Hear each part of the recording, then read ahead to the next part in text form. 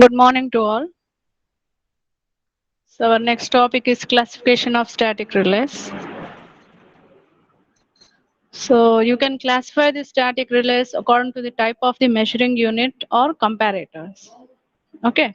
So we are in this unit we have comparators. After completion of this static relays, I will discuss about the comparators, amplitude comparator and phase comparator and duality. Okay. So we'll discuss later on about the comparators. At present, let us discuss the classification of static relays based on the measuring units and comparators.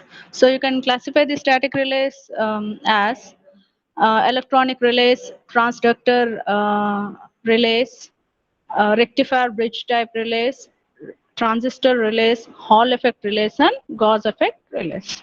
Okay, so let us discuss one by one. So let us start with these electronic relays.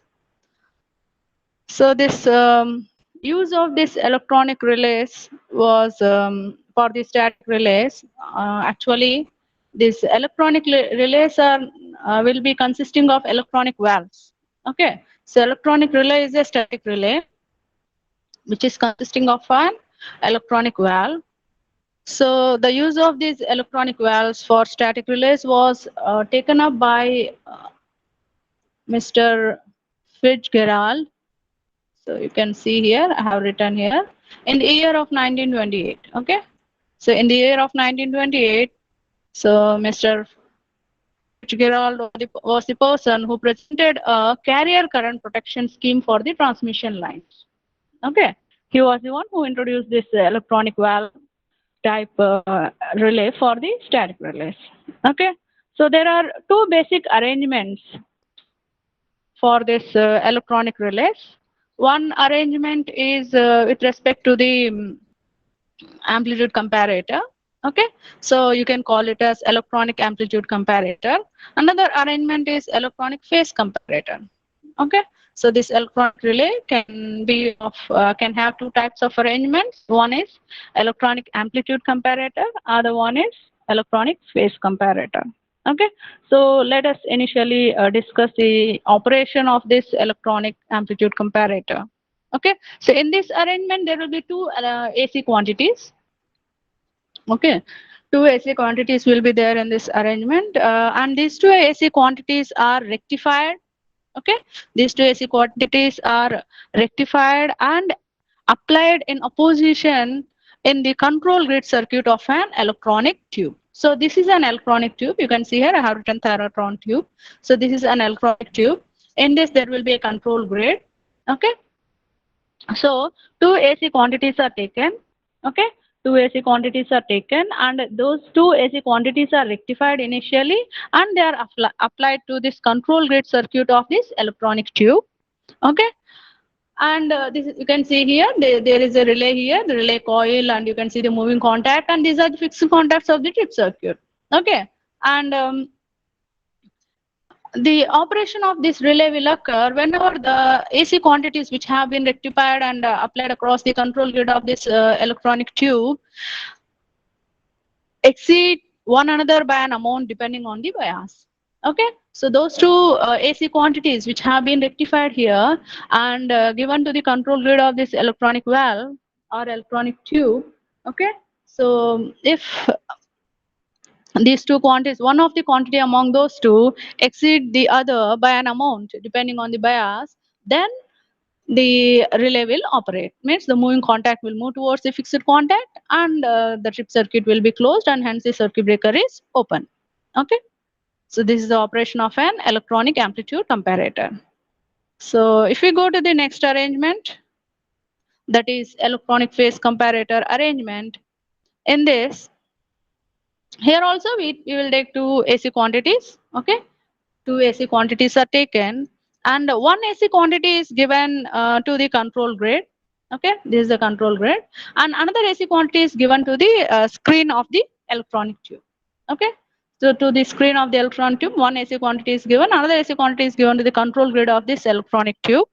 Okay, and this relay will operate when these two AC quantities are uh, in phase. Okay, so if these two AC quantities are in phase, okay, then only this relay will operate. Okay, so the moving contact will come in contact with the fixed contact and the trip circuit is closed. So this is the operation of the electronic phase comparator.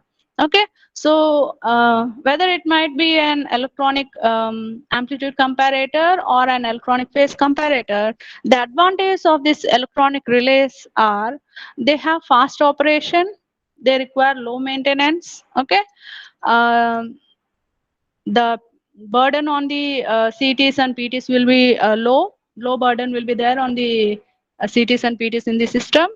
And the disadvantage of these relays are they suffer inherently from the requirement of the high tension supply. So they require an high tension supply. So usually high tension supply is required for high voltages. Okay, so since they require high tension supply, it's a disadvantage, and they have very short life. Okay, and they require large power consumption. Okay, and low tension supply is also required for heater elements. If there is any heater element in this electronic relay, then it requires a low tension supply.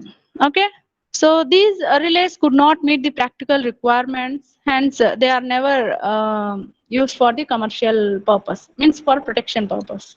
Okay, so these relays are not used for the protection purpose, but this is one type of a static relay. Okay, so next type, let us discuss.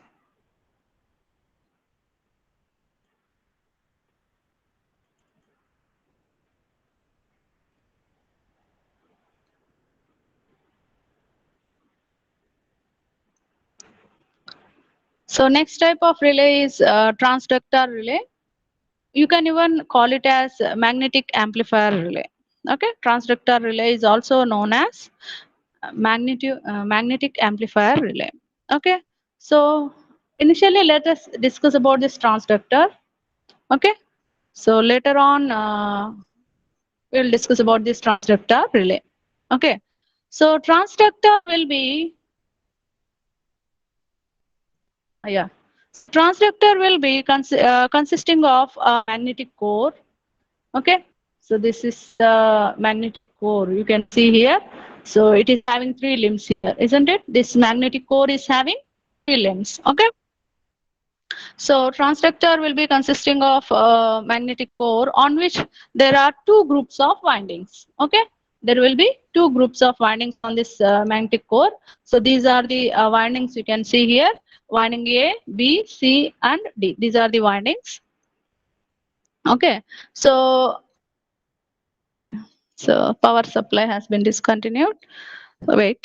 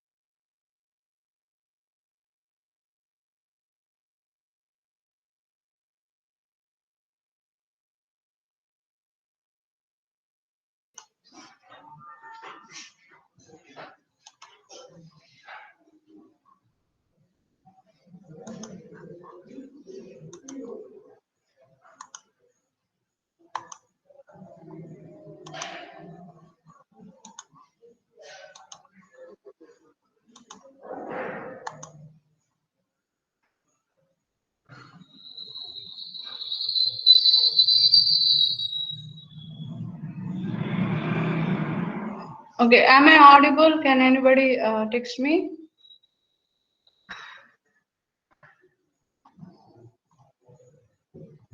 Am I audible? You can message or you can reply. Doesn't matter. Yes? Okay, then I'll proceed. Okay then.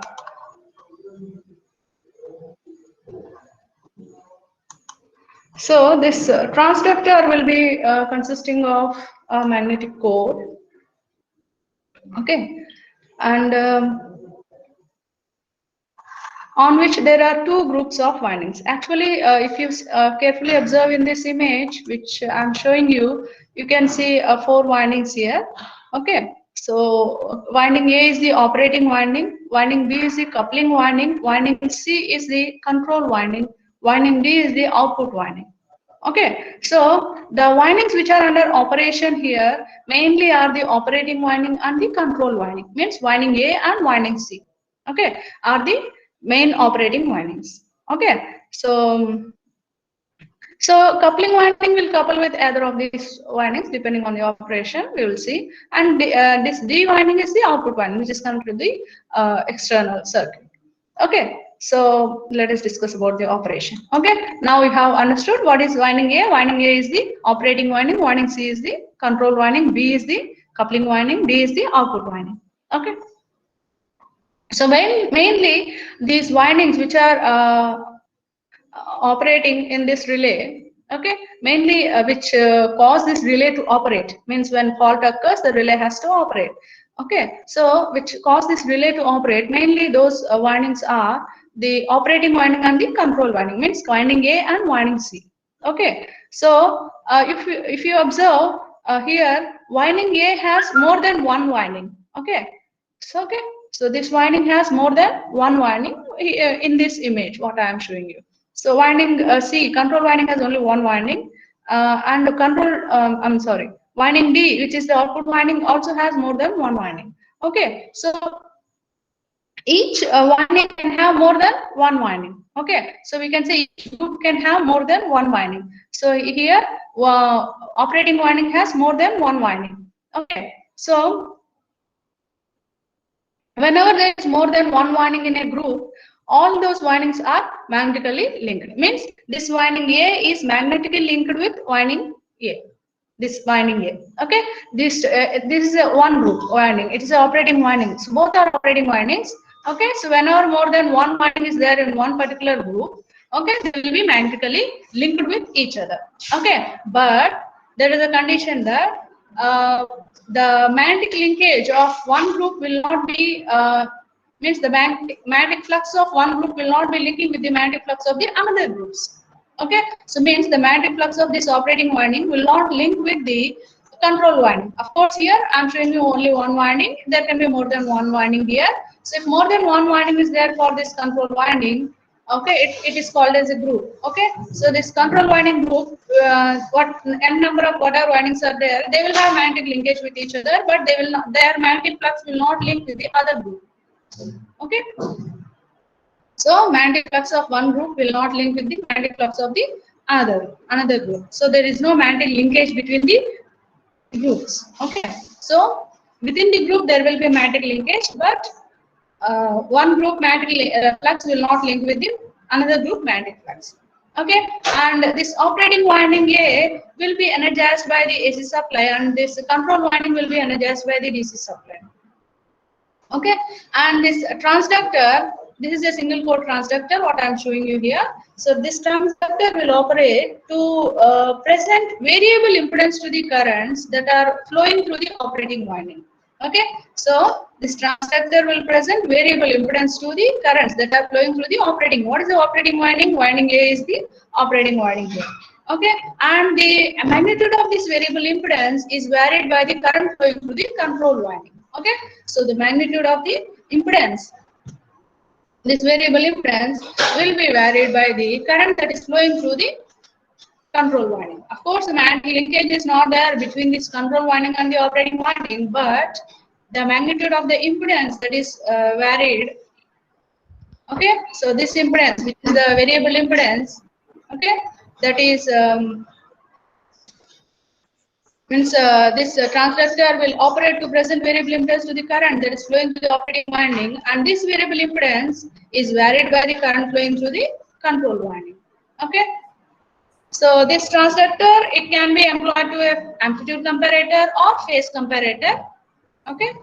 So if this transducer is employed as amplitude comparator, its sensitivity will be limited due to the sensitivity of the slave relay in its output circuit. Okay, the relay that is connected across the output circuit of this transducer relay is known as the slave relay.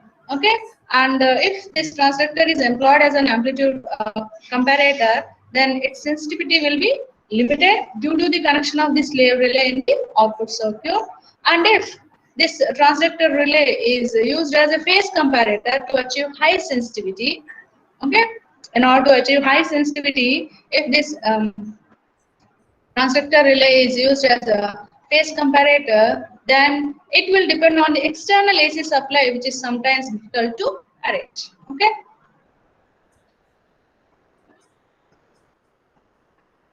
So now let us discuss about this transducer relay. Till now, whatever we have discussed is about the core and its operation. Okay. So this is a transducer relay. Okay. So here a restraining voltage. You can see V here. So a restraining voltage is applied to the control winding. Okay. A restraining voltage is applied to the. This is our control winding. Okay. This is our control winding. This is our operating winding. This is our coupling winding. This is our out winding. Okay. So if you remember the windings, this is it. This is the control winding. This is the operating winding. These two windings are one group. Okay. This is our coupling winding. These are the output windings. Okay. So now, so here in this transducer relay, okay, the restraining voltage is applied to the control winding. This is the control winding through an impedance ZR. Okay, this is the ZR. Okay, so through an impedance ZR, okay, restraining voltage is applied to the control winding and through a rectifier. Okay, so through an impedance ZR and through a rectifier, okay, a restraining voltage is applied to the control winding in this transducer relay. Okay, so what will happen? The restraining current thus obtained is rectified.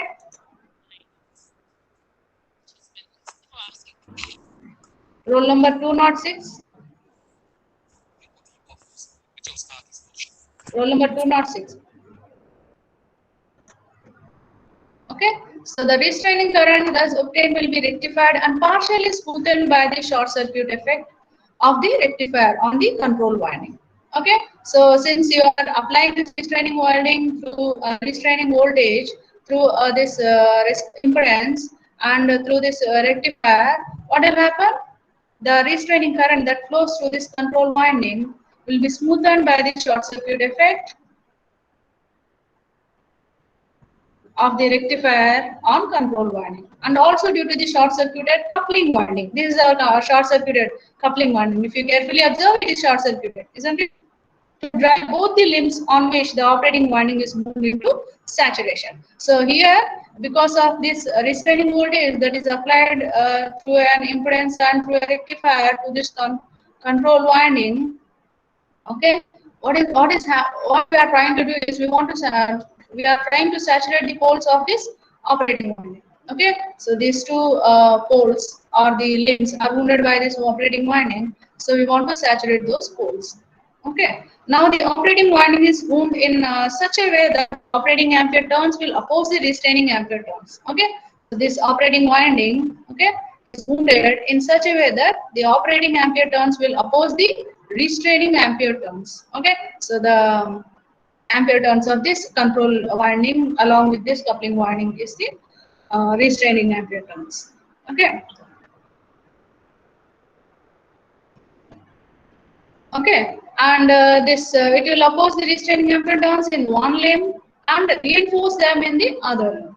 Okay, so this operating winding which is wound in such a way that the operating ampere turns oppose the restraining ampere turns in one limb and reinforce them in the other limb. Okay, So neglecting the permeability and assuming the equality of this restraining and the operating turns, okay, ampere turns actually, the operating current would break out of the saturation, okay. The limb in which the operating current is against the restraining ampere turns when peak value of the operating current exceeds the magnitude of the restraining current. Okay, so whenever the operating current exceeds the magnitude of the restraining current, okay, so we already know that. So one term which opposes the operation of the relay is the restraining term, and the term which causes the relay to operate is the operating term. Okay, so whenever in this relay the restraining current, operating current exceeds the restraining current, then this relay will operate. Okay. Okay. So the same process will be repeated for the another limb during the next half cycle. Okay. So in one winding of the operating coil here. Okay. So what will happen is it will the current in this limb will exceed the operating current in one of the limb will exceed the restraining current of this control winding. Only one limb. Okay. So for first, that is for first half cycle. For the next half cycle, the operating current in this another limb will exceed the restraining current of your control winding. Okay, so the relay will operate whenever it exceeds the preset value. Okay, so this is the operation of a transductor relay. Next is rectifier bridge type relay.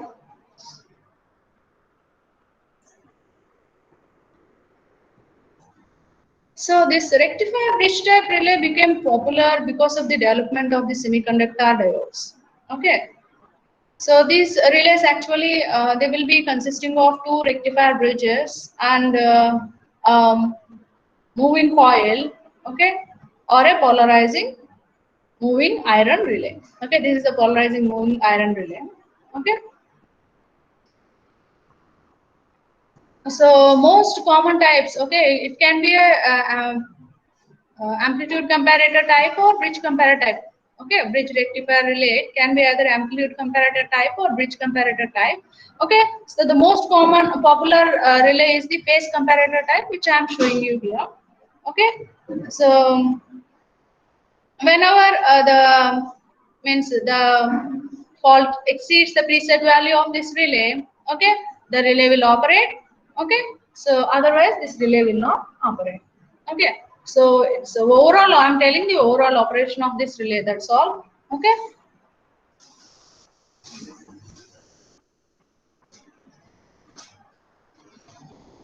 Okay, next type of relay is transistor relay. So the transistor relays are most widely used static relays. Among all different types of static relays, these are the most widely used relays. So they will act like a triode, okay, that can overcome most of the limitations posed by the electronic valve type relays. Okay, so what are limitations are there? Most of the limitations of the electronic valve type relays are overcome by these transistor relays. Okay, so these transistor relays will act as triode. Okay. So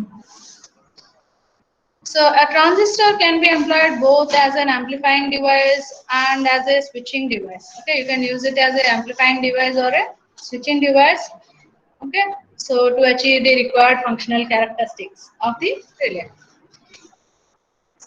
So this transistor circuit can not only perform the function of a relay such as comparison of the inputs and summation and integration, but they can also provide necessary flexibility to suit the various relay requirements. Okay, we have already seen the operation, the basic components of a static relay.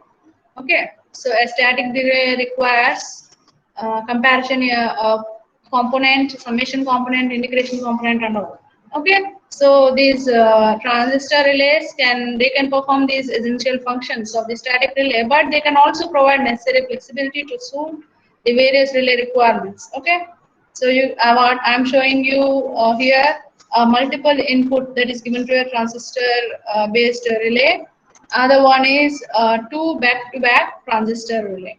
Okay, so we have two types of transistor relays. One is provided with multiple inputs, Okay, more than one input. You can see here in this image V1, V2, multiple inputs are given to this relay to operate. And in this second type of transistor relay, you can see this is a back-to-back transistor relay. Okay, so inputs are not given from one end. You can see input is given from one end. One input is given from one end, other input is given from the other end to this relay. Okay, so in either of these circuits, okay, of transistor relay, current of constant magnitude will flow through the collector circuit. Okay, this is the collector circuit. Okay, this is the base, emitter and collector. Similarly, base, emitter and collector. So through this collector, okay, current of constant magnitude flow. Okay, so when the input AC quantities are simultaneously positive. Okay, so constant current magnitude will flow through these collectors when the input AC quantities are simultaneously positive. Same in this case also. When the input AC quantities are simultaneously positive, then constant current magnitude will flow through this collector. Okay, so the relay in the collector circuit will pick up when the overlap angle exceeds certain value. Okay, so whenever the overlap angle of these two AC quantities exceeds certain value, then this relay will be energized, and this moving contact will come with the in contact with the fixed contact, and this strip circuit is closed. Okay, so whenever the overlap angle of this AC quantities exceeds certain value, then this relay will be energized. Moving contact will come in contact with the. I have changed the image, isn't it? Okay. The moving contact will come in contact with the fixed contact, and the tip circuit is closed. So operation of both the relays is same. Okay. So this relay will operate whenever the overlap angle exceeds the pickup value. Okay. Or this.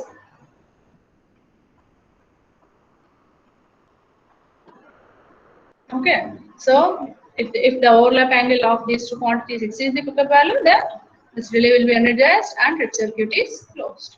This is the operation of the transistor type relay. So next is Hall effect relay. Okay, so I hope you know what is meant by Hall effect. Okay, so in order to understand the Hall effect, let us discuss this. Okay, so whenever a conductor, let us assume this is a conductor. Okay, whenever a conductor is kept perpendicular to the magnetic field, okay, this is the conductor which is kept in perpendicular to the magnetic field, and a direct current is passed through it. Okay, so this is the direct current I which is passing through this conductor. It results in an electric field perpendicular to the direction of both the current magnitude as well as the magnetic field. Okay, so it results into an electric field which is perpendicular to both current and the magnetic field that you people already know. Okay, so the voltage that is developed across this conductor which is perpendicular to this current and the magnetic field, it will be very small and it will be very difficult to detect that voltage. Okay, but in some semiconductors such as I have already written here.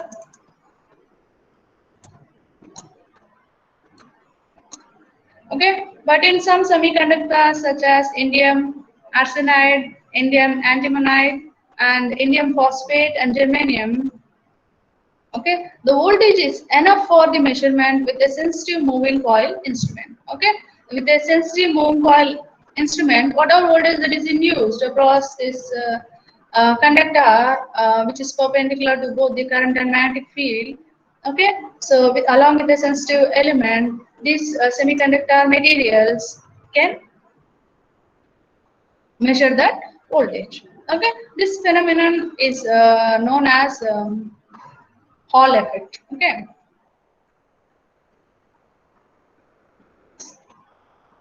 so you might be already knowing about this Hall effect. Okay, so you can see a basic Hall generator. Okay, where this is a Hall crystal. This is known as Hall crystal. Okay, so which is in the form of a slab. Okay, I have more images. This is it. This is a Hall crystal which is in the form of a slab. Okay, this is a Hall element. Okay, which is in the form of a slab. Okay, so magnetic field is applied so that it is perpendicular to the slab of this Hall crystal. Okay, so this Hall crystal, magnetic field is applied in such a way that this magnetic field is perpendicular to this Hall crystal, and a potential drop or the potential difference, okay, which is obtained across this Hall crystal. Okay, let us denote it with VH. Okay, is called the Hall voltage. Okay, the electric field actually. Okay, electric field or the potential difference across this Hall crystal that is obtained. Okay, due to the current flow in this Hall crystal, current of I amperes flows through this Hall crystal perpendicular to the magnetic field. Then a voltage that is obtained across this conductor or this Hall crystal. Let us denote this. Assume that this is the Hall voltage denoted by VH. Okay, so this voltage is this is also a Hall crystal, just for example. Okay, so this is the voltage that is obtained across it, VH. Okay. So magnitude of this voltage will be proportional to the product of this magnetic field and the current that is flowing through this Hall crystal. Okay, so magnitude of this VH will be proportional to the current and the magnetic field. Okay, so all of you start writing in your notes.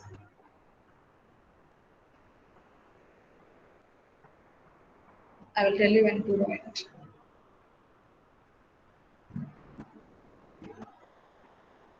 Okay, so all of you start writing in your notes what I'm showing here. So let us assume the magnetic field flux is phi m sine omega t, and let us assume the current through this Hall crystal is I is equal to I max sine omega t. Okay, magnetic field flux phi is phi m sine omega t, and I is equal to I max sine omega t.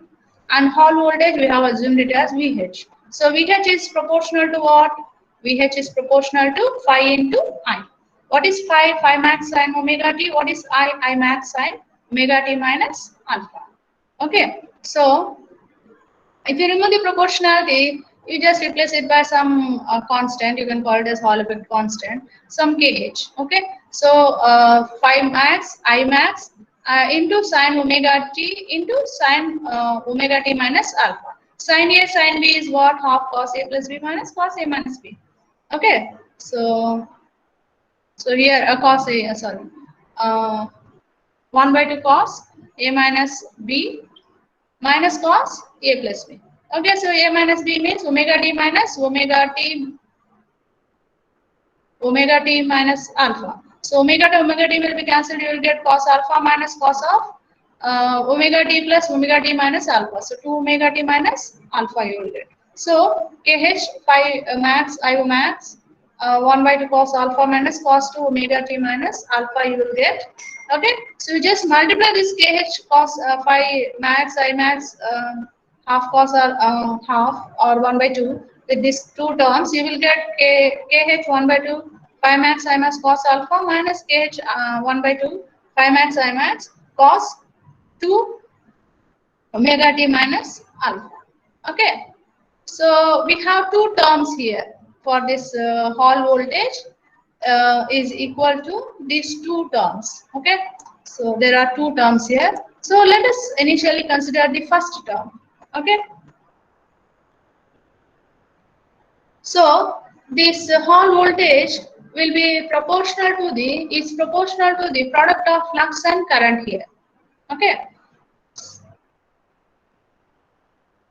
Okay, so whereas if you consider the next term, okay, the Hall voltage is proportional to the voltage which is having double the supply frequency. Okay, so voltage which is having double the supply frequency.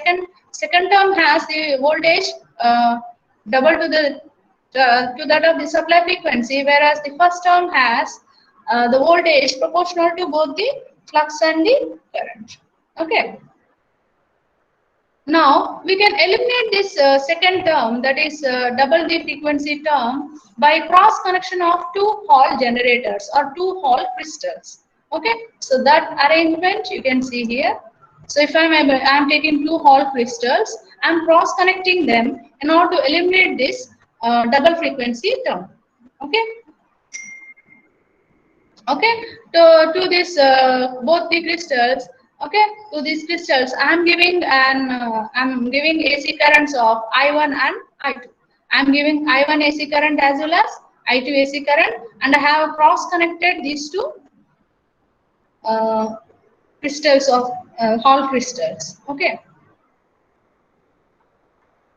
so now, because of this cross connection, I have given I1 and I2 currents here. So let us assume this I1 is I1 max sin omega t and I2 is I2 max sin omega t minus alpha. Okay, so flux through these crystals, crystal 1 and crystal 2 is proportional to the current. Okay, because of current I1, phi 1 is induced and I2, phi 2 is induced in this case. Sorry. Okay, it will be proportional to the fluxes. Currents will be proportional to the fluxes. So phi 1 is proportional to I1 and phi 2 is proportional to I2. Okay, and this I1 current will be proportional to the rate of change of current I2. Why? Because they are cross connected, and I2 will be proportional to the rate of change of I1 because they are cross connected. Okay.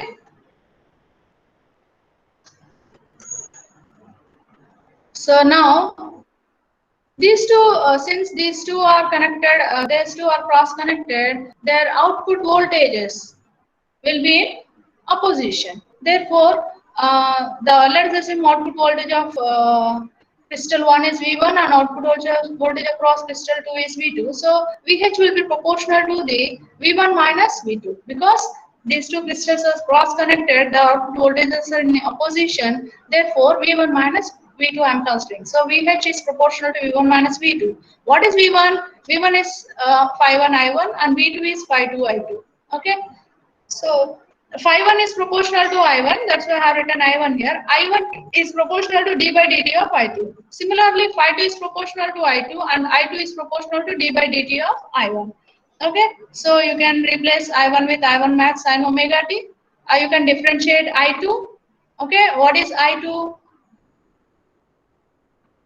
Okay, I2 is I2 max sin omega t minus alpha. So you just differentiate it with respect to time, you will get I2 max omega cos omega t minus alpha. So minus of I2. I2 is what? I2 max sin omega t minus alpha into differentiate I1 with respect to time. That is differentiate I1 max sin omega t, you will get omega I1 max cos omega t. Okay, and you just take common terms. I have taken common terms, I max, I1 max and I2 max I have taken common, and what are sine and cosine values are there. From that you will get sine A minus sine B. Okay, so in the above expression, sine A cos B and sine B cos A terms are there. So I will get sine omega t minus alpha. So you will, so this omega t will be cancelled. Left over is sine alpha. So the Hall voltage is proportional to I1 max, I2 max sine alpha. Okay. So when you cross connect to Hall crystals, the voltages, the output voltages of these two Hall crystals will be in opposition. So the overall voltage, the output voltage due to these two cross connected crystals, Hall crystals, will be proportional to I1 max, I2 max sine alpha. Okay, so we can say that this device is acting as a pure phase comparator. Okay, this device is acting as a pure phase comparator, and a telephone type relay can be directly operated from this Hall voltage. And this Hall device is much simpler in construction. It does not require any auxiliary DC supply, while the transistor circuit requires only 10 volts DC supply. Okay, and because of high cost of this Hall element and low output, large temperature error, this comparator is not normally used. Okay, so it has some drawbacks. The drawbacks are the Hall element, Hall crystal is very costly. Okay, it has low output and large temperature error. That's why this type of relay is not normally used. Okay, so one more type is there. I will conclude that. I will discuss about that and I will conclude this. We have 5 more minutes. Okay. Okay, next type of relay is Gauss effect relay. The resistivity of some metals and semiconductors at low temperatures will changes when exposed to a magnetic field. Okay, the resistivity of some metals and semiconductors at low temperature changes when exposed to a magnetic field. So this phenomenon is known as the Gauss effect or magnetoresistivity. Okay, so for metals and semiconductors, the resistivity will change at low temperatures when exposed to the magnetic field. This phenomenon you can call it as magnetoresistivity or Gauss effect. So this effect will depend upon the ratio of depth to width and increases with increase in this ratio. Okay. So the depth and width, this effect will depend on the ratio of depth and width of that material, metal or semiconductor material. Okay, and will increase with increase in this ratio. And in some metals, this effect is noticeable at room temperature, as in case of bismuth. Okay, so at room temperature itself, you can observe that the resistivity of these metals is varying when it is exposed to the magnetic field.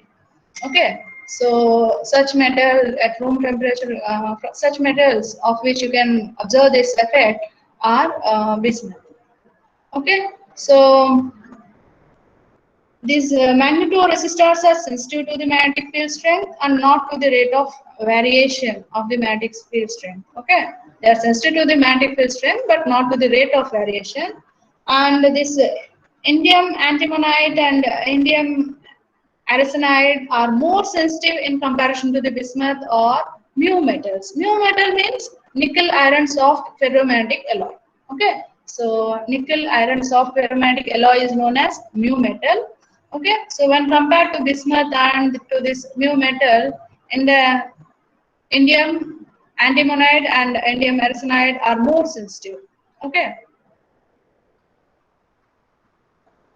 So if one AC voltage V1 develops a magnetic field through this through a crystal which is in the form of a disk having large diameter, and another AC voltage V2 sends a current radially through this disk, then the current I will be proportional to the V1 voltage, V2 voltage, and cosine angle.